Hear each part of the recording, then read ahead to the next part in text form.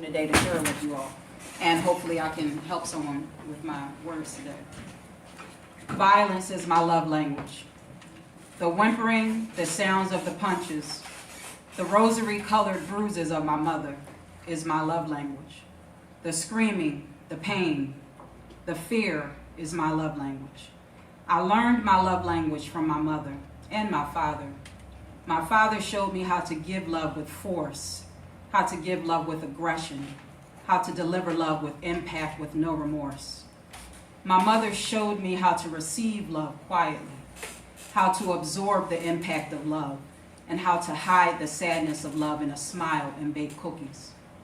Violence is my love language. It was taught to me as early as age 6, my brother being thrown down a flight of steps at age 4, my sister being smacked to the ground at age 8. I'm running under the bed, kicking at my father to fight him off from beating me. Even then I knew that this love language was hard to learn, and I had to be strong to speak it. I'm going to have to fight men my whole life. They're going to hurt me, is what I learned. Violence is my love language. That's how I learned resilience. That's how I learned tolerance. That's how I learned durability. My mother being punched in her face, screaming, "You're not going to do this anymore. You're not going to do this anymore. Leave my babies alone," while she receives a closed-handed fist to the face, falling to the ground while she was pregnant with my unborn brother. My sister grabbing my hand at age 8. I'm running down the steps with her at age 6. I'm picking up my brother off the flight of steps that he was just thrown down at age 4, putting him on my hip, running down the street to the fire department for help while we interlocked hands, crying and screaming, help us, bare feet with no shoes, feet touching the cold asphalt of the ground in the black of night, praying that my father didn't kill my mother before we got back home. Violence is my love language. The police come into my house asking my battered mother in front of my aggressive father, militant as can be, cold as ice, no form of emotion on his face, asking her, "Do you want to press charges?" She looks at him. She looks at us. She says, "No." I wonder why at age 6 the definition of love was given to me this way: tolerance, sustainability, loyalty. Violence is my love language. Laying in my bed at night, curled up in a ball with my hands over my ears and covering my head, trying to fall asleep with the music of my mother's tears. Violence is my love language. He beat her through the night. I was helpless. I could do nothing to protect her. I tried, but then again, I was only 6. How strong she was. I want to be just like her, minus the licks. Violence is my love language. My mom putting us in a station wagon, driving, and we park. We're sitting in the back of an apartment building, and my mother says, "Go to sleep." All 4 of us children bundled up in the car seat. My older brother, my younger brother, my unborn brother, in my mom's belly, my sister and me. My mom, she says, "Go to sleep." I asked why. Why do we have to sleep here and not our home, as any 6-year-old would do? She says, "Just go to sleep. At least we have some peace tonight. We're safe, and I love you." Violence is my love language. After years of watching my mother go through tumultuous relationships after my father was sentenced to a term of life in prison with the same form of man, year after year, being battered at his hand, crying, being raped, shooting one of her paramours because he broke her nose with a set of keys to the face. He beat her down from the kitchen table to the floor, stomped her in front of his family and us. I think I was age 11 or 12, powerless once again, standing aloof, watching her curled up in a ball. I learned love was helpless. Love was being vulnerable. Love was being damaged and broken. Violence was my love language. Repetition of these occurrences became my love language, a lack of self-worth, a lack of self-esteem, a lot of lack of positive self-imagery to form my adult mind with my childhood definition of love. My love life hurt as an adult. It was filled with pain, learning to take it, learning to be quiet about it, learning not to have a voice, not to do anything but to sustain it and be durable and resilient to it and wear it as a stripe, as a badge of honor on a collar for a woman, which I was taught early to me as what love was. Growing up and having different relationships that were absent from affection, from communication, from empathy, sympathy, and being provided for in nurturing ways, being open to any man that wanted to have his way. As long as I gave him what he wanted, I did my job. It didn't matter. My mother showed me this way to be with a man, so it must be okay. Becoming cold, angry, hard, antisocial, introverted was all a part of my growth. My normal, a void of a woman not knowing my own self-worth. My mother didn't have it. She was raped by her stepfather. I was raped by my boyfriend. She was married twice, and each husband told her what love was through violence. So why wasn't this the way that I was taught to be? What love was by my mother? Violence is my love language. My sister experienced a lot of things, molestation and abuse. Violence was her love language too. She was angry, suicidal, withdrawn, and drank to disappear in the pain. So violence is supposed to be the theme of love, yes? Violence was my love language, to hear the verbal abuse, the emotional abuse, the condemnation of who I was, of who she was normal in my house.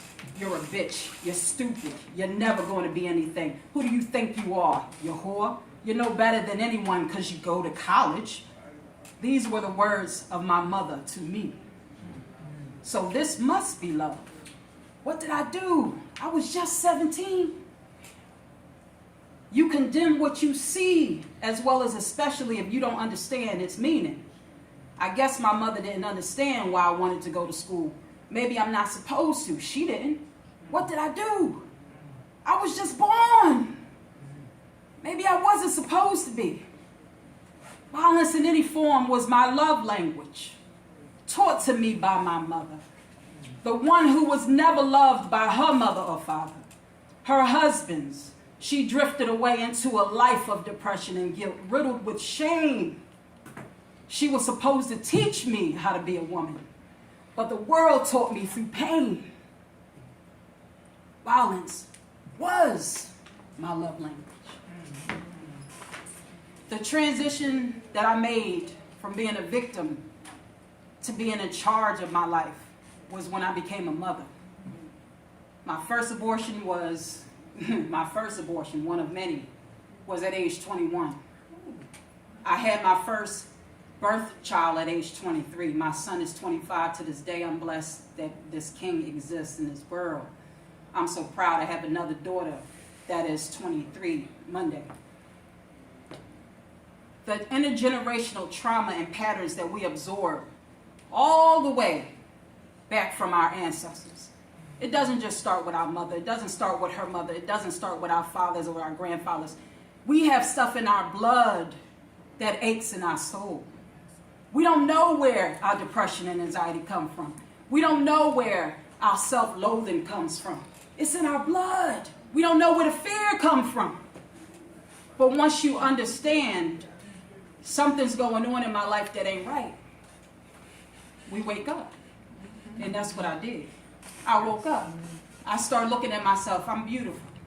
I'm strong. I'm smart. I'm intelligent. My life does not have to be like my mother's life. My life does not have to be parallel to my sister's life. I lost my sister 2 years ago. I was 240 pounds 2 years ago because depression owned me for 10 years. 10 years. Diagnosed with lupus, PTSD, depression, anxiety, all from the correction system, where I thought I was helping because I wanted to save somebody else's father because I couldn't save mine that was sentenced to 41 years in life. He's 76 years old and still serving. I have no relationship with the man that I loved, the man that brought me in this world, which was my father. Having the world form what we know is love, having our parents show us what love is. All we can do is stand in our own existence and reframe our own thinking to recreate who we are. We evolve through our whole life cycle. We learn from our past, but our past is not our present. Amen. Layers of a single mother. My past is not my present. There are different layers to us. Our soul, our spirit, our intellect, our fun side, our inner child, our imagination. One thing I need you never to forget is your imagination of your core of happiness and who you are, truly. Our age and our image does not define or reflect who we are. Our trials and our past tribulations do not own who we are today. I am me. I am you. I am my children. I am your children. My service is to make sure every step that I take for the rest of my days is ordered correctly. By what? My purpose. So whatever your purpose is, tap into that. Don't let your trauma, your drama, all that stuff that somebody told you were and who you are and what you was made up and where you came from, that ain't you. Look in that mirror, that's you. When you look deeply in your eyes and you see that spirit of God calling you and pulling you forward to walk into who you are today and where you going in the future, that's you. Don't nobody own me except me. I say what I do. I order my steps the way I want to. Prison don't control me. My parents don't control me. Nobody could tell me that I'm less of a woman that I know I can be. Who are you? Challenge you today. Define that for yourself. Who are you? Because I know who I am. I know that's right. Amen.